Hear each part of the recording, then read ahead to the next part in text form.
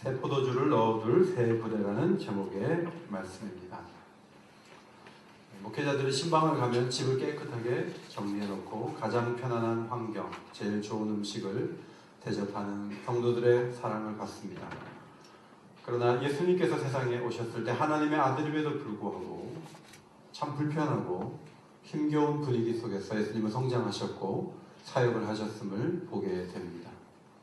로마가 그 나라를 지배했고 분봉왕 헤롯은 에돔 사람인데 왕이 되어서 폭정을 이어갔습니다. 성전이 있었고 율법이 있었지만 그 법을 함부로 해석하고 이중적인 태도로 지도자들은 사람들의 소망을 주지 못했습니다. 예수님이 나타나자 예수님을 주목하고 예수님을 이해하기보다는 함정을 파서 넘어뜨려야 되겠다, 이런 전략과 생각으로 가득했습니다. 역사의 무대에 오르자마자 예수님은 이들과 화해할 것인가 충돌할 것인가 두 길이 있음을 보셨고 아주 사역 초기에 부딪힐 수밖에 없다, 충돌하자 하고 주님은 작심한 듯이 계속 충돌을 하셨습니다. 그래서 바리새인들은 안 되겠다, 손을 보자라고 결론을 내렸는데 예수님을 죽이고자 하는 시도가 복음서 아주 앞부분에 등장하는 것이 마가복음의 특징입니다. 3장 6절에 보면 바리새인들이 나가서 곧 헤롯 당과 함께 어떻게 하여 예수를 죽일까 의논하니라. 예수님이 귀신 쫓아내는 능력, 그런 건 비웃습니다. 왜냐하면 예수님이 능력이 대단한 것이 아니고 귀신의 왕의 힘을 얻어서 쫓아내는 것으로 해석하기 때문에 3장 22절 예루살렘에서 내려온 서기관들은 그가 바알세불이 짚혔다 하면 또 귀신의 왕을 힘입어 귀신을 쫓아낸다, 이렇게 해석을 했다는 것입니다. 이런 분위기 속에서 예수님의 흠을 잡으려고 이렇게 보니까 금식을 안 하는 거예요. 그래서 질문을 했습니다. 어찌하여 당신의 제자들은 금식하지 아니하나이까? 18절 말씀에 그렇게 질문한 것을 볼 수 있습니다. 금식을 하면 겸손하게 되죠. 생각하지 않던 죄도 고백하게 되고 더 깊이 기도할 수 있는, 하나님 앞에서 좋은 시간, 금식하는 시간입니다. 그런데 유대교는 공식적으로 금식하고 개인적으로 금식하게 했는데 공식적으로는 월요일과 목요일에 의무적으로 금식하도록 만들었습니다. 자발성 역시 강제적으로 금식하게 했습니다. 이 관습적인 금식을 예수와 제자들은 왜 하지 않습니까? 라고 질문을 했어요. 예수님께서는 혼인잔치의 비유를 들면서 혼인잔치를 한 주, 두 주 하거든요. 그 기간은 금식을 하지 않죠. 그래서 신랑과 함께 있을 때는 금식할 필요가 없는데 신랑을 빼앗길 날이 오면 금식하게 된다, 이렇게 대답을 하셨습니다.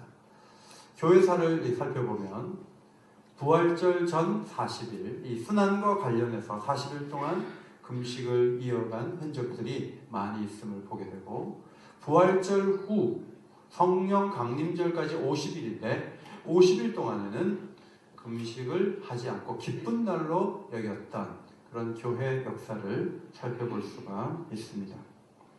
예수님이 이 세상에 오신 33년, 그 중에도 공생의 3년은 신랑과 함께 있는 시간이에요. 하나님의 아들이 세상에 와서 말씀하신 걸 듣고 그분의 기적을 보고 하나님이 누구신가를 직접 하나님 자신이 설명하는 그 메시지를 받고 하나님을 이해하는 것은 축복의 날이요, 기쁜 날이요, 금식할 날이 아니다. 이것이 예수님의 생각이셨습니다. 그러므로 관습적으로 경건의 수단으로 금식하는 것을 이제는 나를 중심으로, 내 고난, 내 십자가를 중심으로 이 금식이라는 제도가 재편되어야 된다. 이것이 예수님의 생각이었죠. 생배 조각을 낡은 옷에 갖다가 구멍 난 데다가 잘라내고 기우면 새 생배가 이 낡은 옷을 더 망가뜨리는 결과를 시간이 흐르면 초래한다는 거예요. 그러므로 낡은 옷에는 낡은 조각을 갖다 붙여야지 생배 조각을 갖다 붙이지 않는 것처럼 새 포도주를 염소나 양을 잡아서 고기를 다 꺼내고 뼈를 다 꺼내고 잘 봉합을 해가지고 그냥 용기를 만들어서 양쪽 발이 손잡이가 되는 거예요. 그런데 그걸 계속 쓰는데 새 포도주를 넣는데 어느 날 발효가 돼서 뻥 하고 터지는 거예요. 그러니까 새 포도주는 새 부대에 넣어야 한다라고 주님이 말씀하셨습니다. 이것은 유대교라는 가족 부대에 교회가 들어갈 수 없다. 완전히 새로운 분위기 속에서 새로운 마음과 태도를 가진 공동체 속에 하나님의 진리와 성령의 역사를 심겠다. 이것이 예수님의 의도였습니다. 표면적 충돌은 금식 논쟁에서 새 부대와 새 포도주 얘기가 나왔지만 지금 말씀을 잘 보시면 2장 13절부터 오늘 본문 앞에 있는 말씀도 충돌, 오늘 본문에 또 충돌, 그 다음 이 안식일에 미리삭 자른 거 충돌, 3장 1절로 6절 또 충돌, 4번의 충돌을 이어가고 있어요. 예수님이 가는 곳마다 부딪히기를 좋아해서 예수님이 충돌하는 게 아니에요. 예수님은 전혀 다른 태도와 마음과 시스템 속에 하나님의 진리, 말씀이, 성령의 능력이 그곳에 나타나야 되기 때문에 이렇게 오래된 관습과 인간들이 정한 세부 조항을 지켜가면서 하나님의 복음을 펼칠 수 없다. 이것이 예수님의 생각이셨습니다. 마가복음 2장 13절 이하 예수님은 사람을 등용할 때 세리도 오케이, 죄인도 오케이, 나는 그들이 필요하다는 것. 바리새인들은 이스라엘 중에 참 이스라엘을 제시하려는 종교적 리더 그룹을 형성했는데 율법을 엄격하게 지키면서 종교적인 삶을 일반적인 삶의 영역으로 옮겨가려고 했는데 더 철저하게라는 카드를 갖고 있었어요.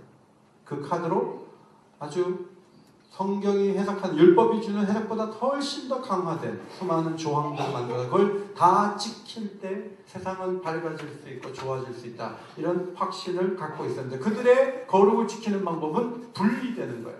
같이 섞이지 않는.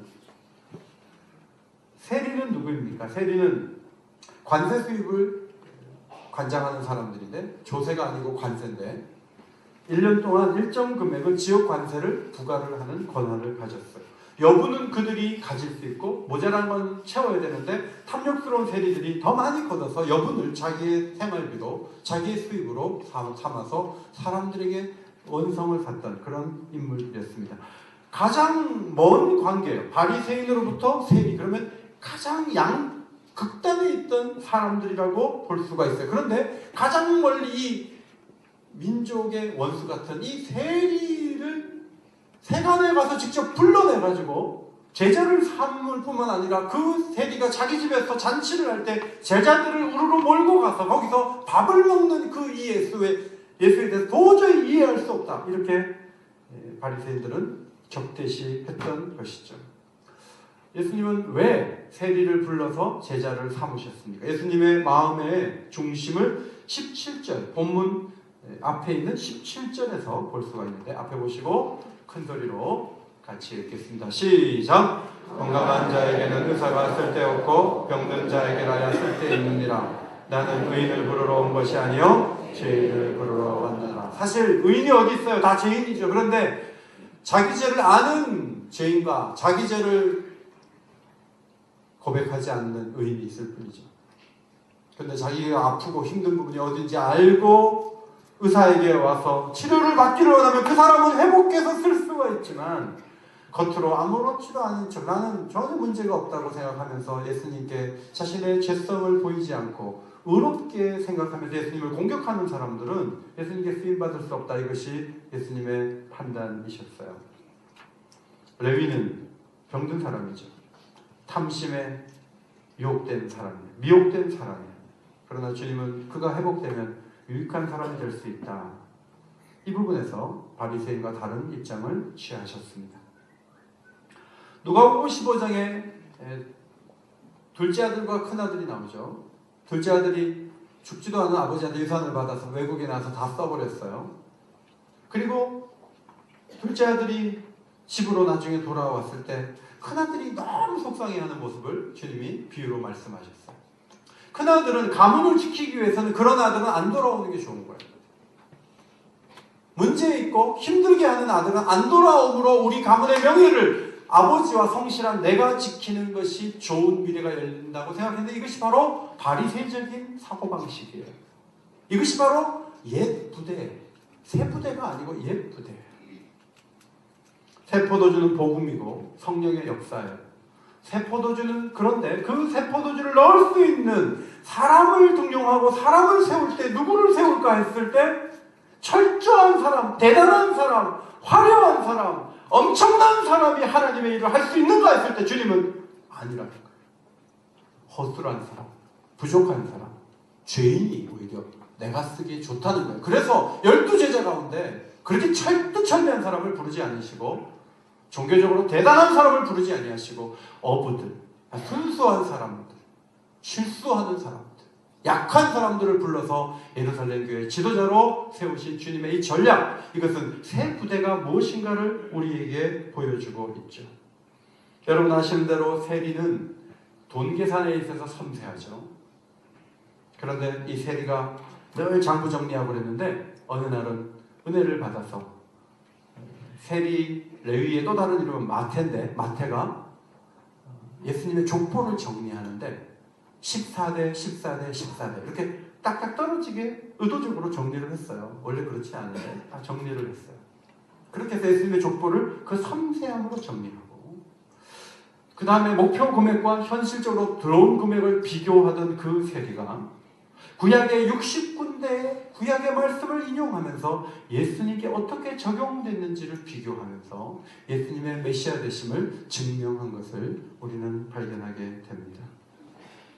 마태복음은 유대교에서 회심하는 이들을 위해 쓰인 책입니다. 신약 성경의 첫 번째 책으로 인정받아 성경을 읽어보는 사람 구약 어려우니까 처음부터 마태복음 읽는데 대부분 마태복음은 정말 많이 읽게 되죠. 이 마태가 아프리카 이디오피아에서 복음을 전하다가 예수님의 복음을 전하다가 목배임을 당하고 순교했다는 교회 역사가 있습니다. 예수님은 정말 사람을 알아보셨고 좋은 사람을 세우셨습니다. 나쁜 선입견만 가지고 과거만 가지고 미래를 논하지 말자 하는 거예요. 그 사람이 과거에 그랬다 할지라도 주님이 바꾸시고 주님이 새롭게 하실 때 놀랍게 쓰임받으실 것을 기대하시기 바랍니다. 이것이 예수님의 새 부대예요. 교회 약점 중에 하나는 기업체 인재 등용 기준을 비슷하게 적용하는 거예요. 서울에 이제 목회 잘하신 목사님 중에 장로님만 400명인 교회가 있어요. 장로님만 400명이니까 교인이 얼마인지 짐작되시죠? 근데 그 교회에 판검사도 얼마나 많겠어요. 스카이 대학 나온 사람들 너무 많고. 근데 목사님을 우리 자녀들 중에 공부를 좀 못해도 갈 수 있는 학교를 나오신 목사님을 모셨어요. 사람들이 우려를 많이 했어요. 그런데 그 목사님이 지금 목회를 정말 잘하고 계세요. 정말 장군 같은 분이세요. 저도 한번 만나서 식사를 했는데 좋은 분이고. 반대로 이력이 더 이상 화려할 수 없는 분을 모신 교회 가운데 계속 담임 목사를 교체하는 교회들이 있어요. 교회는 기업체의 기준처럼 사람을 쓰는 곳이 아니에요. 목사님만이 그런 거 아니에요. 다른 부분에서도 여러분 사람을 이렇게 세울 때 저 사람이 무슨 권사가 돼, 저 사람이 무슨 집사가 돼 그럴지 모르지만 아니요. 정말 잘하실 수 있다는 기대감을 가지세요. 좋은 일꾼이 될 수 있다는 마음으로 그들을 바라보고 축복하시기를 바랍니다. 그것이 우리만이 갖고 있는 하나님의 축복이죠. 예수님의 인재 등용 방식은 개방적이고 미래지향적이다. 중요한 것은 교회도 그런 관점에서 사람을 바라보고 기회를 주고 기다리고 기도하고 같이 갈 때 놀라운 변화가 일어날 수 있는 거죠. 저는 이제 교육자들이 우리 교회 부임하면 새벽 기도를 안 하던 사람이 새벽 기도하면 힘들잖아요. 그리고 사역도 많고 하니까 얼마나 피곤해요. 그래서 이제 이 강도사 되고 목사 되는 이 과정에 2년 동안 새벽 기도 훈련을 하는데 어떤 분은 참 잘해요. 잘하는데 어떤 분은 정말 자주 빠져요. 그래서 제 마음속에 하루는 이제 그만하고 나가라고 얘기해야 되겠다. 그런 마음이 들었어요. 그런데 그날 아침에 기도할 때 주님이 제 마음에 너도 그랬느니라 이렇게 깨닫게 해주셨어요. 저도 새벽기도 설교였는데 집에서 자고 있었어요. 김영철 목사님이 전화하라고 그래갖고 제가 전화해서 올 때까지 아무도 대신 안 서주시고 다 기다렸어요. 내려왔는데 찬송을 부르는데 요들송이 나오기 시작했어요. 음성이 잠겨가지고.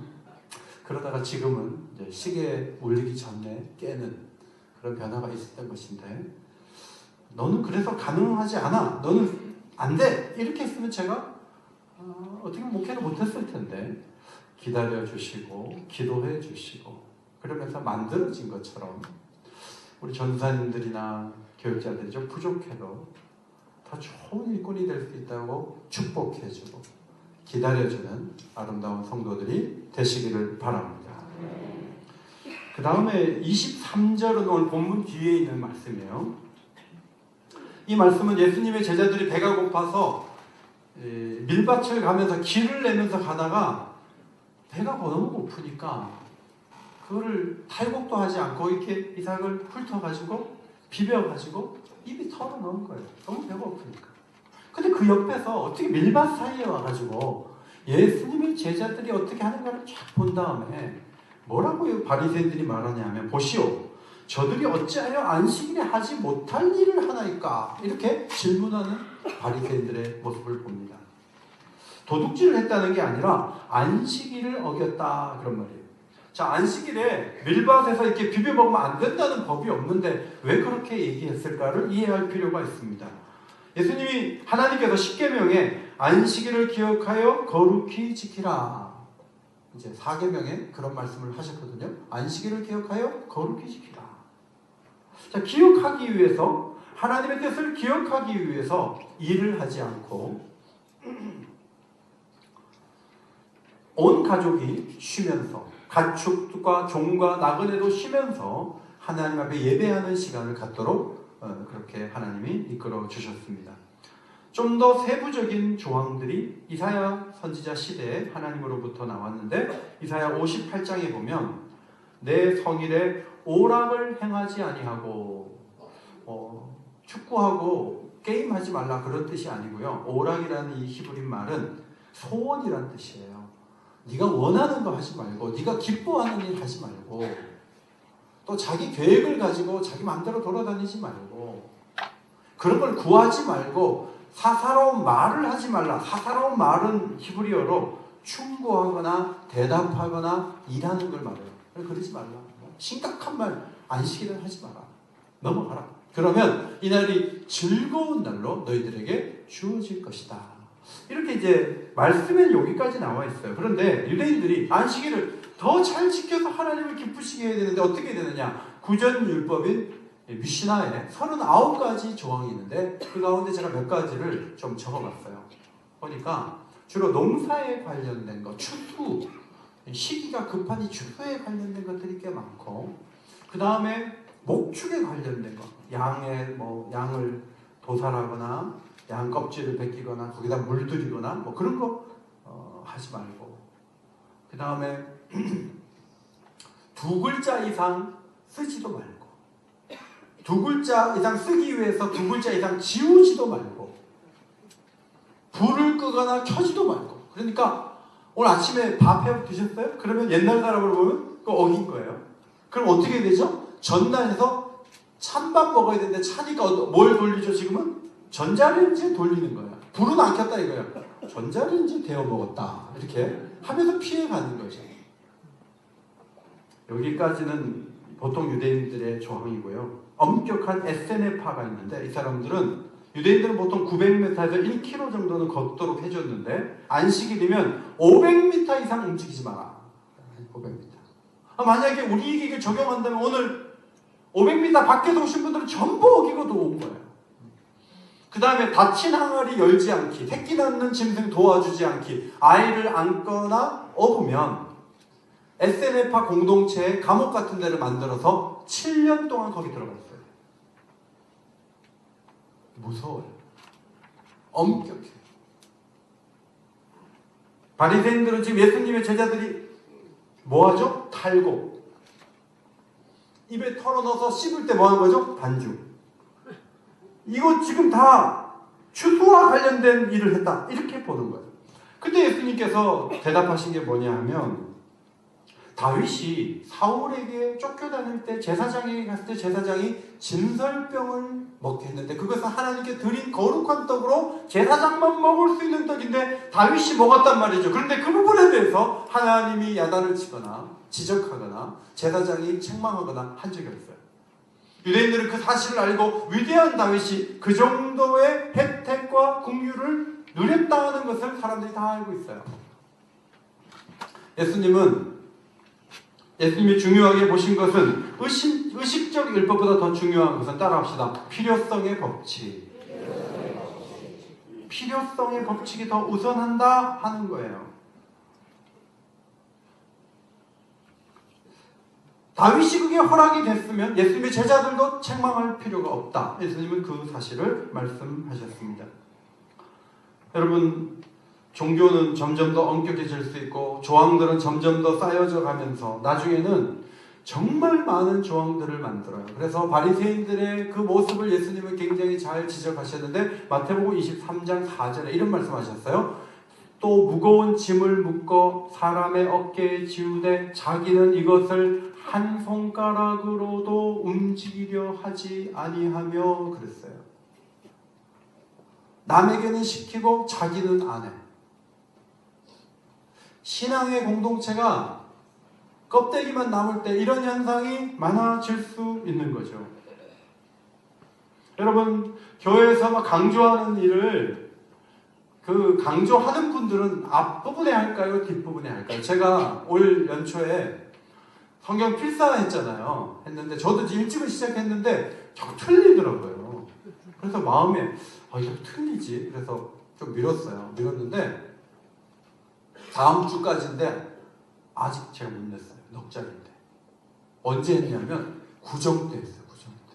시간 내가지고. 작심을 하고 썼어요. 안 내면 망신이잖아요. 제가 아마 목사가 아니면 안 썼을 거예요. 무슨 말씀을 드리냐면 시켜놓고 나는 뒤서기가 쉽다는 거예요. 여러분이 보시기에 교회 중직자들 막 11조 철저히 할 것 같습니까? 저는 목사니까 알잖아요. 11조 중직자일수록 안 하는 분도 꽤 많아요. 하는 분도 열심히 하지 말아요. 기도 생활을 시무권사님들보다 명예권사님들이 더 열심히 하는 거 아세요? 전체적으로.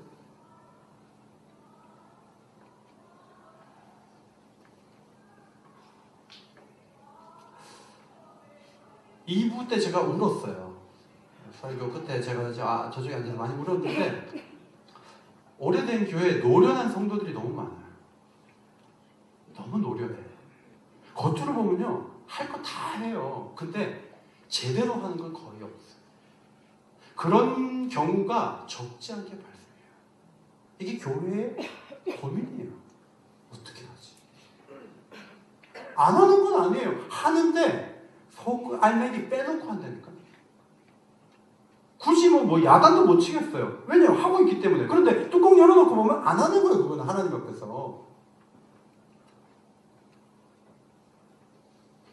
주님, 왜 이렇게 노련한 성도들이 많아지죠? 주님은 제게 말씀하시죠. 네가 노련해서 그래. 목회자인 네가 더 진실해야 돼.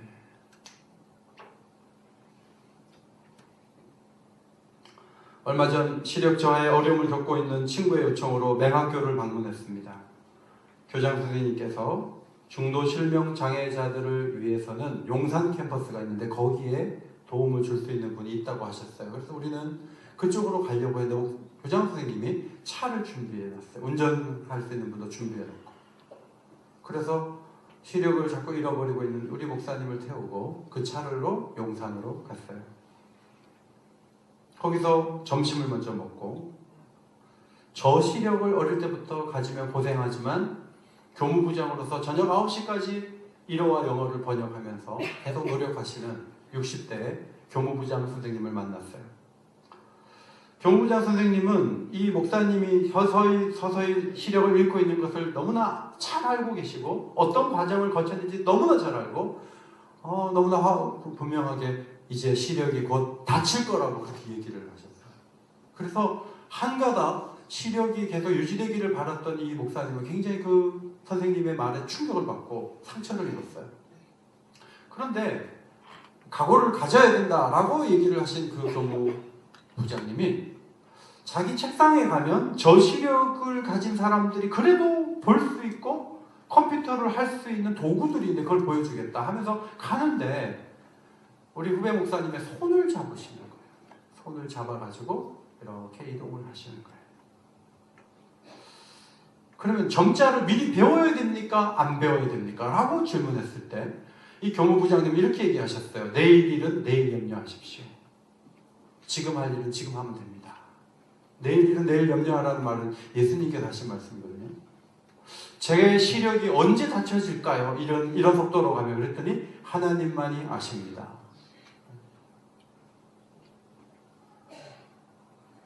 목회를 어떻게 하죠? 하나님이 함께 하시면 할 수 있습니다.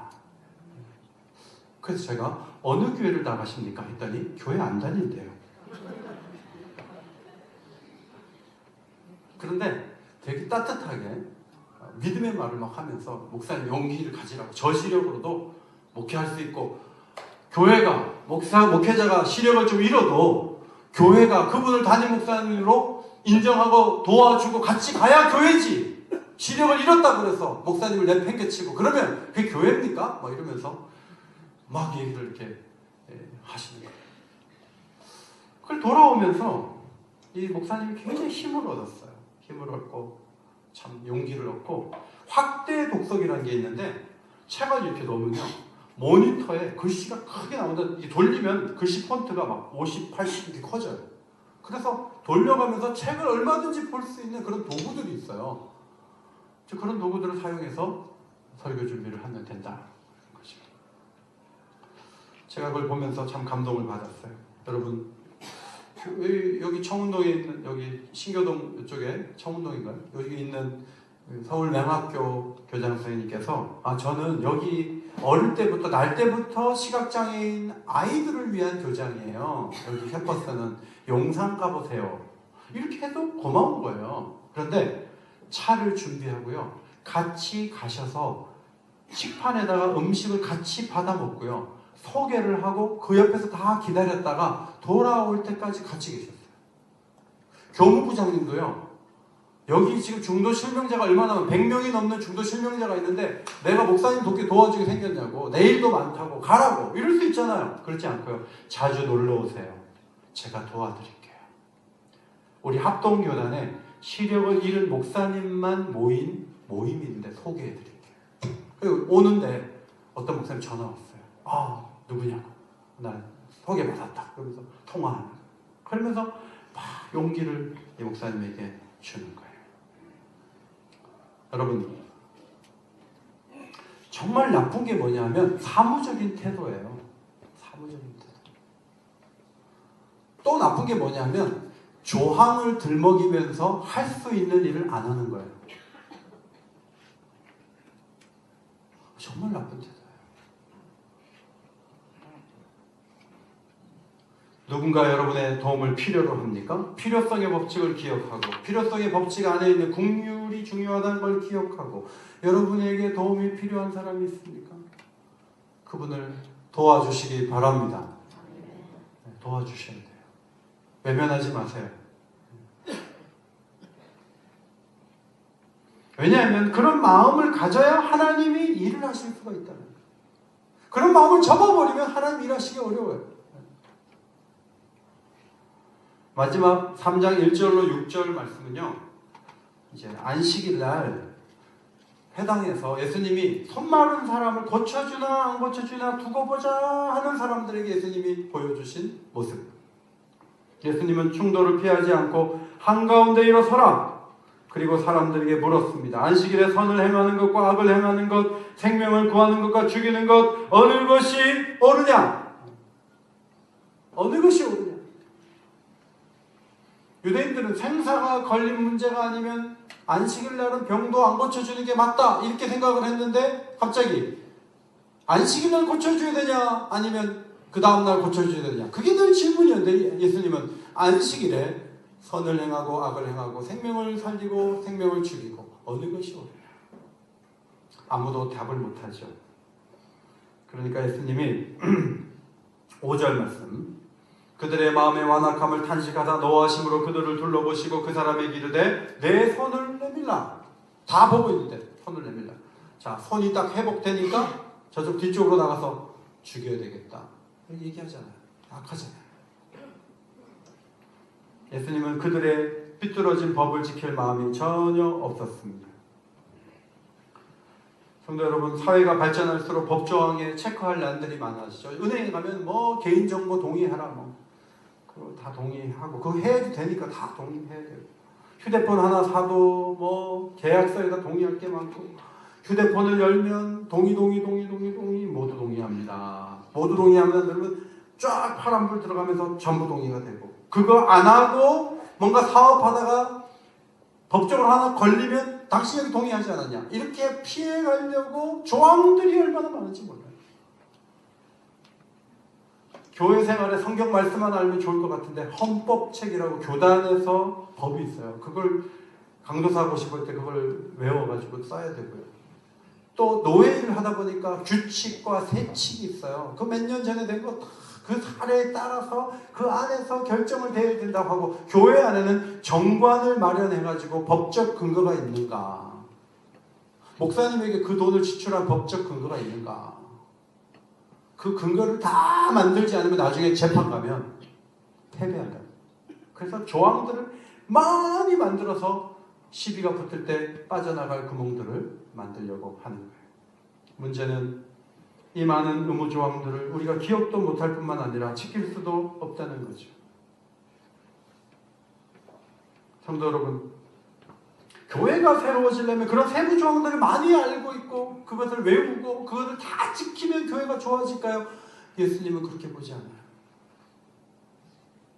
이 안에 생명이 움직이고 은혜가 움직이고 사랑이 움직이면서 하면요, 그 조항들을 지키려고 조항들을 따라 움직인 것보다 훨씬 더 놀라운 일을 이룰 수 있어요. 안산에 김인중 목사님 다녀가셨는데 제가 여쭤봤죠. 세월호 때 안산 동산교회 학생들 몇 명이 어려움 당했습니까? 우리 교회 고등부 학생 7명 죽었습니다. 목회할 때 가장 큰 어려움이었습니다. 목사님은 그 사건을 어떻게 해석하십니까? 안산의 시민들과 학부형들이 화가 나는 건 뭐냐면, 세월호에 아이들이 빠져들어가고 배가 기울어지고 빠져들어갈 때 주변에 건질 수 있는 수단들이 많았고 도와주겠다는 미군의 제안도 있었다는 거예요. 안산의 시민들은 그렇게 알고 있대요. 근데 이게 해수부 관련 사항이냐 어디 관련 사항이냐 대통령 결재가 있냐면서 시간을 다 잡아먹고 애들 죽을 때까지 아무런 조치를 취하지 않았다는 거예요. 안산 시민들의 생각이 사실적이라면 지난 정부가 무너지는 게 맞지 않습니까?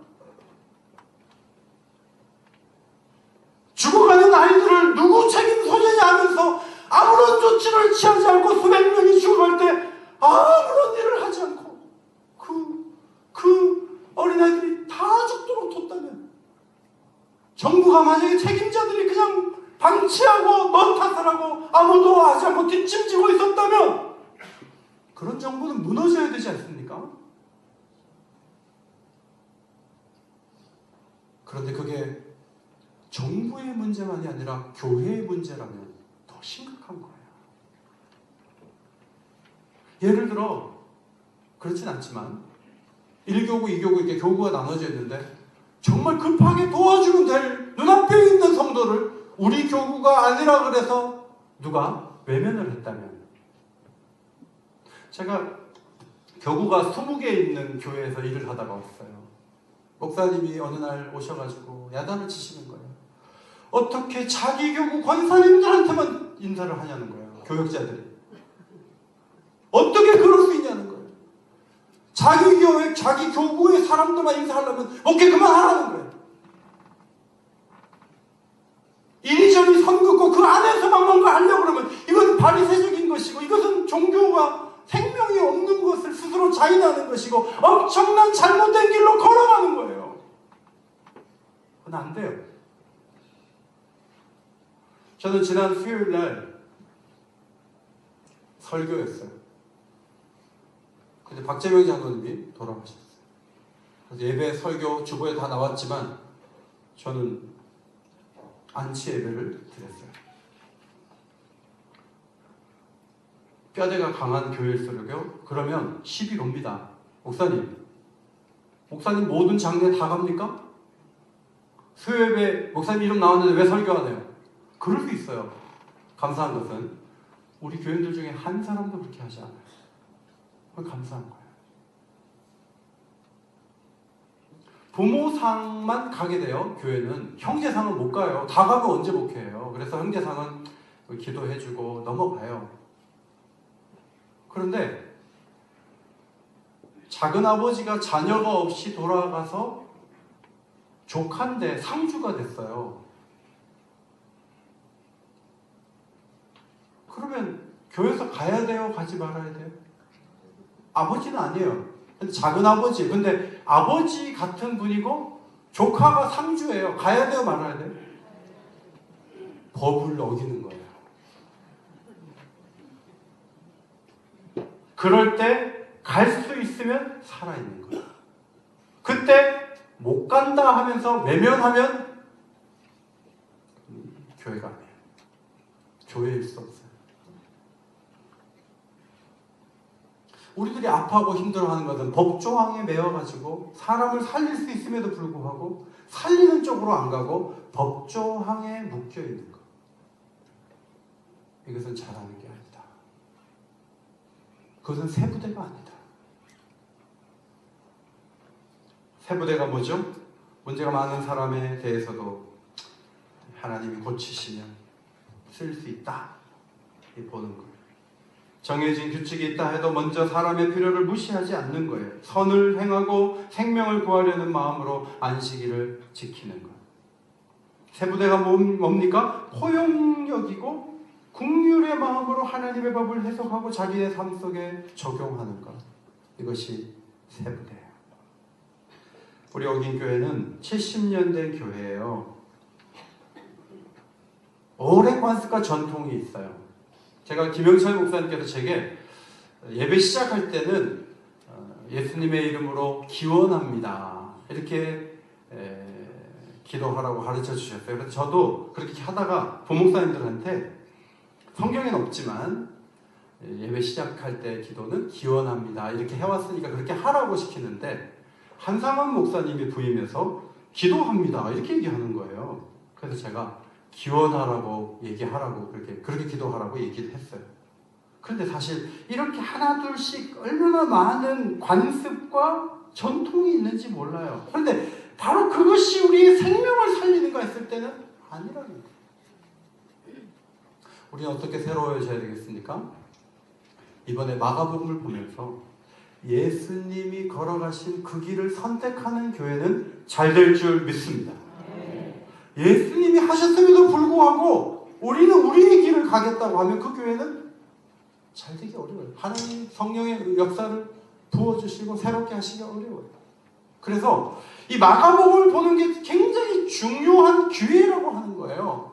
절망은 어디서 오는가 하면 큐티인을 쌓아놓고 여러분 보고 2,000~3,000 원 내서 사가라고 해도 그냥 안 사가요. 안 사가면 집에서 혼자 묵상하냐면 안 한단 말이죠. 하나님 말씀을 가지고 읽어야 돼요. 그리고 집에서도 기도하시고 교회 나와 기도하세요. 자꾸 새롭게 되게 해달라고 기도하세요. 그리고 도전하세요. 그리고 과거 했던 대로 그대로 사는 사람들이 되지 마세요. 오늘도 주님이 기대하시는 교회를 아름답게 이루어갈 수 있는 성령의 사람들이 다 되시기를 예수의 이름으로 축원합니다.